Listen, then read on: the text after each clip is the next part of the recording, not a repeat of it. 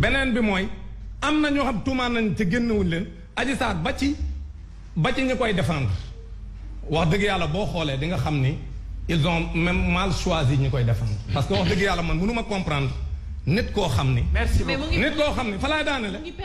nit koo xam ni. merci nit koo xam ni non personnel amu ci. nit personnel amu ci parce que nit koo xam ni dañ koo jiiñ agression sexuelle. le document est là muy maître El Hadji Diouf. dañ koo jiiñ agression sexuelle en France ba tëj ko. Dame s'il te plaît mais tëj mooy condamné. Dame waa léegi baal ma lire ko jàppee. Dame non c'est important. c'est important ma lire ko. c'est important ma lire ko. dañ ni El Hadji Diouf coupable d'agression sexuelle. commis le 21 mars 2012 en France. loolu lañ ko tëj. dañ ko tëj agression sexuelle kon nag ku ñu tëj agression sexuelle. di défendre Ousmane di défendre Adji Sarr mi nga xam ne.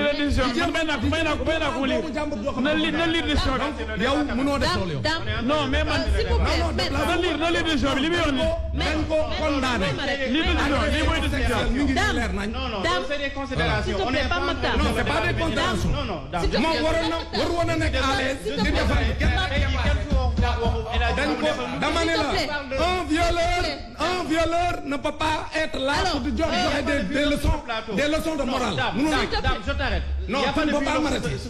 alors mais moom moo respecté les gens. moom moo war a respecter les gens. tu ne peux pas être un violeur ba noppi imposer nit ñi mais lu mu bëgg. ka Ousmane Sonko mel ne moom loolu mënul nekk. Ousmane Sonko n'est pas toi. mais Dame il faut qu'on s'écoute.